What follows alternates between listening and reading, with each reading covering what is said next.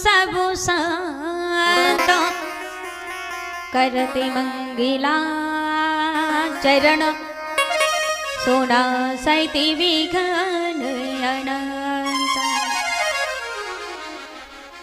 तू सीताराम झुके पद कमल अजी बारम बारे मना गुण गावहु सिया राम जी के प्यारे हनुमत हो सहाय। तो जाकी सेवा भाव सो ऋणिया है श्री राम ऐसे श्री हनुमान जी को मेरा बारंबार प्रणाम। हेलो, हाँ, हमारी कन्याएं जितनी कन्याएं होए आपके काज ट्रैक्टर खड़ा हुआ है और विश्वनाथ मास्टर के मकान पर जाना है पिछोर और आपका इंतजार है। वहाँ भी खाना खाने के लिए और भी पुरुष मनुष्य खड़े हुए हैं। जब तक कन्या भोजन नहीं होगा तब तक खाना वे कैसे खा सकती हैं। इसलिए 10 होए, 5 होए, 15 होए, 20 होए, बैठे तुरंत और हैं कि हैं आपको छोड़ दिया जाएगा। कन्या जिते खोए उठ जाओ। बोली श्री हनुमान जी महाराज जय हो। तो आइए हनुमत व्राजिए कथा हो है तो ही आस सोच सेवक तुम राम जी के सो मैं चरण को दास। आए हो सो प्रेम सो लीजे हरि को नाम सब भगतन को प्रेम सो जय श्री सीताराम। बोले श्री सद्गुरुदेव भगवान की जय हो। श्री हनुमान जी महाराज जय हो। अखंड वंडेश्वर आकांड कांड वंडाले भक्त मत उत्कल तुलसी तड़िंते तड़िंते सी पीतांबर धारी मर्यादा पुरुषोत्तम श्री रामलला सरकार की बांगमयी प्रतिमूर्ति श्री रामचरितमानस के पावन चन्नान बिंदों में कोटि कोटि नमन बंदन करते हुए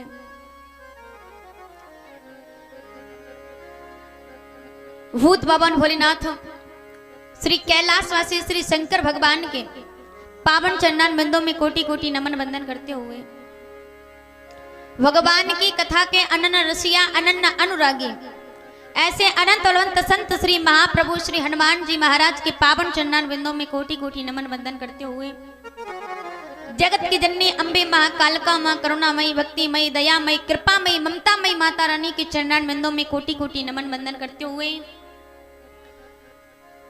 श्रीमद् भागवत महापुराण के पावन चन्नान बिंदों में कोटि कोटि नमन बंदन करते हुए दूर दराज से पधारे हुए सभी संत भगवान के पावन चन्नान बिंदों में कोटि कोटि नमन बंदन करते हुए अभी अभी जिनके मुखारविंद से आप बड़ी ही पावन श्रीमद् भागवत महापुराण की पावन कथा में गोते लगा रहे थे ऐसे परम पूजनीय हमारे व्यास जी महाराज आचार्य जी महाराज संगीत तत्पर ऑर्गन का वादन करते हमारे दाऊ ढोलक का वादन करते श्री सुनील भैया जी पैट का वादन करते श्री पुष्पेंद्र चाचा जी माइक वाले भैया टेंट वाले भैया व यजमान की पदवी पर विराजमान हमारे यजमान सहपत्नी व परमपिता परमात्मा के सभी प्रिय भक्त जो तन मन धन से यहाँ पर सेवा कर रहे हैं ऐसे सभी भक्त कथा पांडल में विराजमान पिता तुल्य पिता जन माताएं तुल्य माताएं बहनें तुल्य बहनें भाई तुल्य भाई एवं हल्ला गुल्ला में जिनका विशेष सहयोग रहता है ऐसे सभी बालक वृंद आए सभी के हृदय में श्री सीताराम जी की छवि को निहारते हुए कोटि कोटि नमन वंदन करते हुए आज परमपिता परमात्मा की पावन कथा का पंचम दिवस है और पंचम दिवस के बेला में प्रवेश करते हुए बड़े भाव से बड़े प्रेम से 2 बार भगवान नाम संकीर्तन ले ले। तत्पश्चात जैसी हरि की इच्छा वैसी हरि की कथा। और आज तो परमपिता परमात्मा का प्रागट हो गया है ना। अच्छा, कल राम जी का प्रागट हुआ था, आज कृष्ण जी का प्रागट हो गया। बताइए, तो ये रमपुरा धाम अयोध्या धाम ही नहीं, वृंदावन धाम आदि बन गया है ना।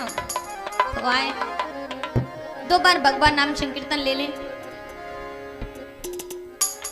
बोलिए श्री बांके बिहारी लाल की जय हो। लगन तुम से लगा बैठे, जो होगा देखा जाए। लगन तुम से लगा बैठे, जो होगा देखा जाए।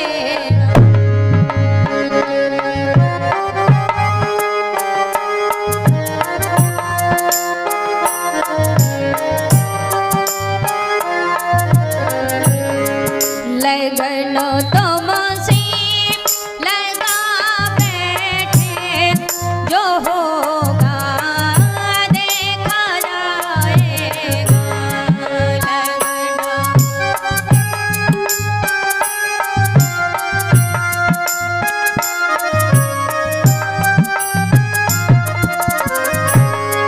लगन तुम से लगा बैठे, जो होगा देखा जाएगा।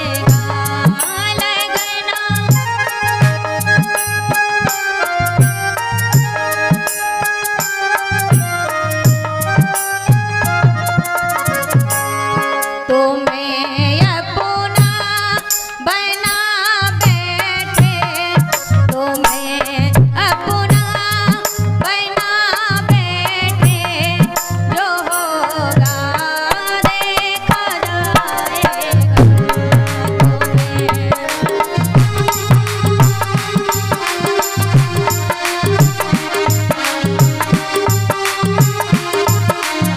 मीठी मीठी ताली बजाते हुए बड़े भाव से जय हो।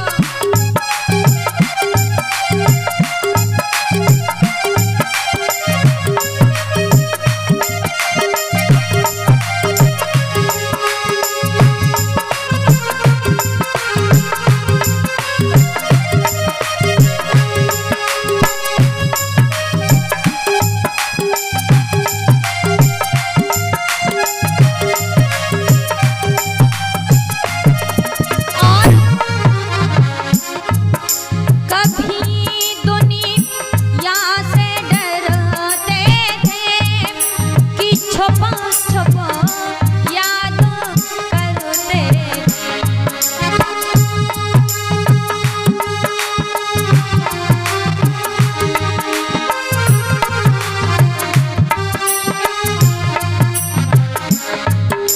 कभी दुनिया से डरते थे कि छुपा छुपा याद करते थे।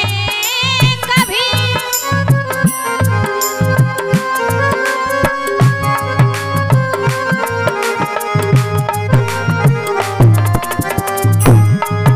कि छुपा छुपा याद करते थे, कि छुपा छुपा याद करते थे। लो अब पर्दा हटा बैठे, लो अब पर्दा हटा बैठे, जो होगा देखा जाएगा। लगन तुमसे लगा बैठे, तो होगा देखा जाएगा।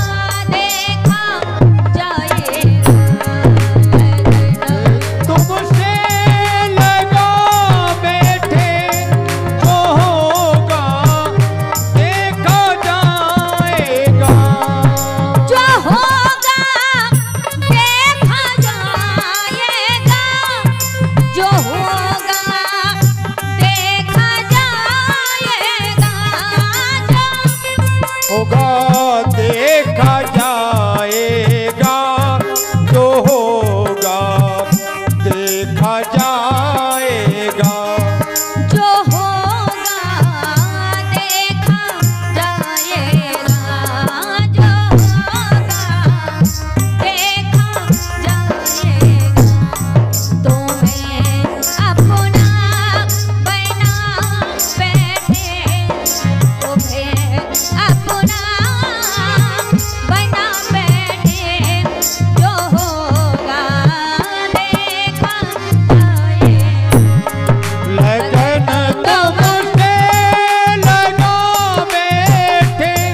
जो होगा देखा जाएगा। लगन तुमसे लगा बैठे, जो होगा देखा जाएगा। लगन तुमसे लगा बैठे, जो होगा देखा जाएगा, जो होगा देखा जाएगा, जो होगा देखा जाएगा, जो होगा देखा जाएगा। बोली श्री बांके बिहारी लाल की जय हो। आए। आज नंद बाबा के यहाँ परमपिता परमात्मा श्री नंदलाल का प्रागट हुआ है ना। नंद के आनंद भयो, जय कन्हैया लाल के। और कल श्री राघवेंद्र सरकार का प्रागट चक्रवर्ती महाराज दशरथ, अयोध्या नरेश महाराज दशरथ के आंगन में चारों भैयों का प्रागट हुआ। लेकिन जब श्री राघवेंद्र सरकार का प्रागट हुआ तो नौमी तिथि शुक्ल पक्ष दिन के ठीक 12 बजे मध्य दिवस अति शीत ना घामा। दिन के ठीक 12 बज रहे हैं। अच्छा, और कृष्ण अवतार भादों की अष्टमी है कृष्ण पक्ष है, रात्रि है, और रात्रि के ठीक 12 बजे है ना। अच्छा, राम जी का अवतार हुआ अयोध्या में त्रेता युग में, तो कब हुआ? दिन के 12 बजे। और कृष्ण अवतार हुआ तो कब हुआ? रात्रि के 12 बजे है। अच्छा, ये 12 का कुछ तो चक्कर होना चाहिए कि नहीं? जैसे राम अवतार 12 बजे ले लिया, ठीक है, तो कृष्ण अवतार में समय बदल देना चाहिए था ना। घड़ी में और भी तो समय है, 1 से लेके 12 तक बजते कि नहीं बजते? तो ऐसा तो है नहीं कि 12 ज्यादा प्रिय हो, है? जैसे तिथि बदल दी, यहाँ नवमी को वहां अष्टमी को, ऐसी समय भी बदल देना चाहिए था, पर नहीं बदला। राम अवतार लिया तो दिन के 12 बजे और कृष्ण अवतार लिया तो रात्रि के 12 बजे। ऐसा क्यों?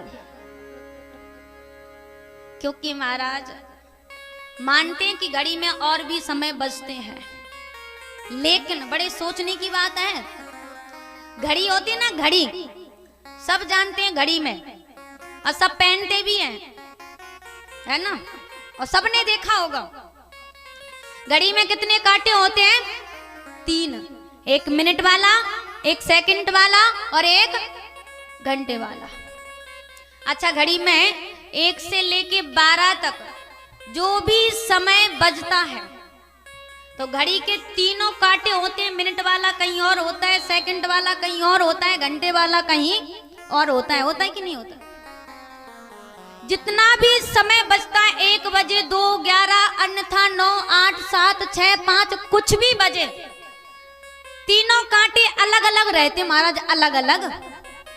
हाँ, और 12 बजते हैं तब है एक जगह पहुंच जाते हैं, चाहे फिर वो मिनट वाला हो, चाहे छोटा सबसे सेकंड वाला, चाहे फिर वो घंटे वाला हो, बड़ा हो, छोटा हो, मझला हो, इत्यादि कोई भी हो, सबको एक जगह पहुंचना पड़ता महाराज। क्यों? बोले 12 बजने जा रहे हैं। हाँ, इसकी विशेषता जानते हो क्या? बोले घड़ी में जब तक तीनों कांटे अलग अलग रहेंगे तब तक घड़ी में 12 बजने वाले नहीं है। उसी प्रकार जब तक ये संसार में सुमति नहीं होगी, कुमती रहेंगी ना, कुमती, हाँ, मजले भैया वहां और बड़े ताऊ वहां, जब तक सुमति नहीं रहेगी, सुमत कुमती जब तक रहेगी तब तक समझ लेना हमारे यहाँ 12 बजने वाले नहीं है। हाँ, और 12 कब बजेंगे? बोले जब सुमति हो जाएगी, और जब सुमति होगी तो जहां सुमति तहां संपत्ति नाना, और जहां कुमति तहां विपत निधाना। विपत्ति है, है? तो जब तक हम एकाग्र नहीं होंगे मन रूपी हृदय में, एक संत का भाव यह भी है कि ये जो हमारा हृदय है, ये जो मन है, ये मन को मान लीजिए घड़ी। अब इस मन रूपी घड़ी में विश्वास रूपी, प्रेम रूपी और श्रद्धा रूपी, जब तक ये तीनों कांटे एकाग्र नहीं होंगे तब तक परमपिता परमात्मा इस धरा धाम पर अवतरित होने वाले नहीं है। इसलिए मानो परमपिता परमात्मा 12 बजे अवतार लेके ये सूचित करना चाहते हैं कि जिस प्रकार घड़ी में तीनों कांटे एकाग्र हो जाते हैं, उसी प्रकार हमें संसार में हमेशा मिलजुल करके रहना चाहिए। जब तक मिलजुल करके रहेंगे तो सुमति रहेगी, और जहां सुमति रहेगी वहां पर क्या होता है? प्रेम। जहां सुमति होती है वहां प्रेम होता है, और प्रेम होता है वहां क्या होता है? जहां प्रेम होता है वहां परमात्मा होता है कि नहीं होता है? तो परमपिता परमात्मा को तो आना ही पड़ेगा, है ना। बड़ा आनंद मनाया जा रहा है यहाँ नंद बाबा के यहाँ, और वहां अयोध्या में सारी सखियां बड़ी प्रसन्न है। और जो भी सुनती हैं कि दशरथ जी के यहाँ लाला भयो है, तो दशरथ पुत्र जन्म सुन काना, मानह ब्रह्मानंद समान।